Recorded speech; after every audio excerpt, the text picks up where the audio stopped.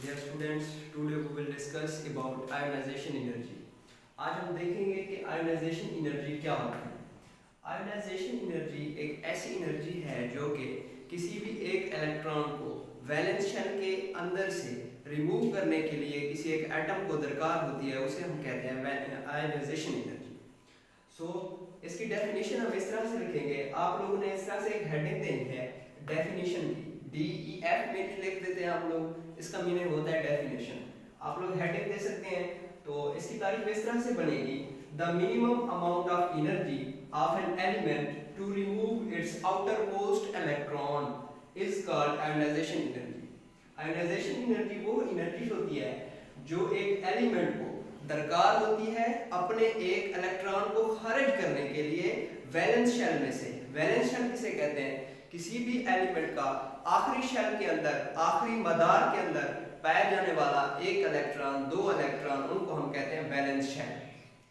तो ionisation energy वो energy होती है जो एक वैलेंस शेल में से किसी भी इलेक्ट्रॉन को खारिज करने के लिए दरकार होती है। एग्जांपल हम लेते हैं, ionisation energy of sodium is 496 kilojoule per mole. 496 kilojoule per मोल होती है सोडियम की आयोनाइजेशन एनर्जी। किस तरह से? जब हमारे पास एक सोडियम एटम होता है तो जब वो अपनी इलेक्ट्रॉन खारिज करता है, यानी कि वैलेंस शेल में से जब वो अपना एक इलेक्ट्रॉन खारिज करेगा तो वो सोडियम कैटायन बन जाएगा, Na पॉजिटिव इसके ऊपर लिख देंगे, और एक इलेक्ट्रॉन जब इसमें से रिमूव होगा तो उसकी आयोनाइजेशन एनर्जी बन जाएगी हमारे पास 496 किलोजूल पर मोल। इसी तरह से हमारा एक यहाँ पर शॉर्ट क्वेश्चन बन सकता है कि व्हाट इज आयोनाइजेशन एनर्जी।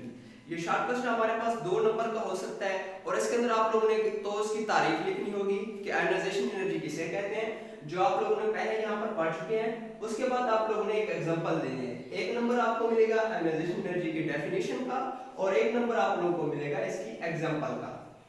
अच्छा जी, ये तो हमारे पास हो गया इसकी आयोनाइजेशन एनर्जी की डेफिनेशन और एग्जांपल। अब हम देखते हैं कि इसके ऊपर कंडीशन कौन सी हो सकती है। लाजमी तो नहीं है कि वैलेंस शेल के अंदर हमारे पास सिर्फ एक ही इलेक्ट्रॉन हो, वैलेंस शेल में हमारे पास 2 या 3 इलेक्ट्रॉन भी तो हो सकते हैं। तो इसके लिए हमारे पास ये कंडीशन ये होती है कि अगर हमारे पास एक इलेक्ट्रॉन होगा तो हम उसको कहेंगे फर्स्ट आयोनाइजेशन एनर्जी। अगर हमारे पास 2 इलेक्ट्रॉन होंगे तो हम उसको कहेंगे सेकंड आयोनाइजेशन एनर्जी। तो कंडीशन हमारे पास ये है, if more than 2 electrons are present in valence shell then the removal of first electron from valence shell is called first ionization energy। तो हम जो है ना, हमारे पास एक इलेक्ट्रॉन जब खारिज होगा तो हम उसको कहेंगे ये हमारे पास फर्स्ट ionization energy है। इसके हम एग्जांपल इस तरह से देखते हैं, मैग्नीशियम अगर हमारे पास है तो Mg जब ये अपना एक इलेक्ट्रॉन खारिज करेगा तो मैग्नीशियम कैटायन बन जाएगा, और इसकी फर्स्ट ionization हमारे पास होती है 738 किलोजूल पर मोल। ये इसकी आ जाएगी हमारे पास फर्स्ट ionization energy। इसके बाद वो कहते हैं अगर इसी में से, यानी कि मैग्नीशियम कैटायन में से हम एक और इलेक्ट्रॉन खारिज करते हैं, यानी कि वैलेंस शेल में से अगर इसके पास 2 इलेक्ट्रॉन थे तो एक इलेक्ट्रॉन तो हमारे पास खारिज हो चुका है, जब हम दूसरा इलेक्ट्रॉन खारिज करेंगे तब वो कहलाएगा हमारे पास सेकंड आयोनाइजेशन एनर्जी।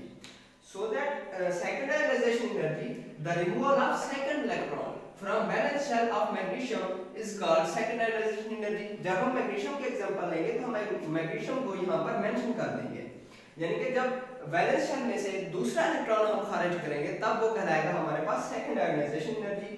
और इसके हम एग्जांपल ले सकते हैं, magnesium is equal to Mg plus 2 cation भी हम लिख सकते हैं, और इसको हम इस तरह से भी लिख सकते हैं Mg मैग्नीशियम प्लस प्लस, यानी कि 2 इसके ऊपर कैटायन आ जाएंगे, यानी कि ये हमारे पास क्या बन जाएगी, सेकंड आयोनाइजेशन एनर्जी हमारे पास बन जाएगी। और जब हम इसमें से एक इलेक्ट्रॉन खारिज करेंगे तो ये I2, इसका मतलब ये है कि सेकंड आयोनाइजेशन एनर्जी हमारे पास है, और ये हमारे पास बन जाएगी 1451 kilojoule per mole. So that's ionization energy. इस तरह से हम इसको एक्सप्लेन कर सकते हैं, और ये हमारे पास 2 नंबर का भी शॉर्ट क्वेश्चन आ सकता है, और हमें जो है ना 4 नंबर का भी एक जो है ना जूस दे सकते हैं लॉन्ग क्वेश्चन के अंदर। तो हमने इसके ये 2-3 पॉइंट्स लिखने होंगे और इंशाल्लाह हमारे नंबर कंफर्म हो जाएंगे। जी बिल्कुल, आगे हमारा ये टॉपिक था आयोनाइजेशन एनर्जी का। हमने इसके अंदर इसकी डेफिनेशन देखी, एग्जांपल देखी, उसके बाद हमने यहाँ पर देखी इसकी कंडीशन कि जब हम आकर हमारे पास वैलेंस शेल के अंदर एक के अलावा 2 या 3 इलेक्ट्रॉन होंगे तब ये हमारे पास बन जाएगी सेकंड आयोनाइजेशन एनर्जी और फर्स्ट आयोनाइजेशन एनर्जी। तो ये था हमारा आज का टॉपिक। इंशाल्लाह जल्दी मिलते हैं अगली क्लास के अंदर। अल्लाह हाफिज।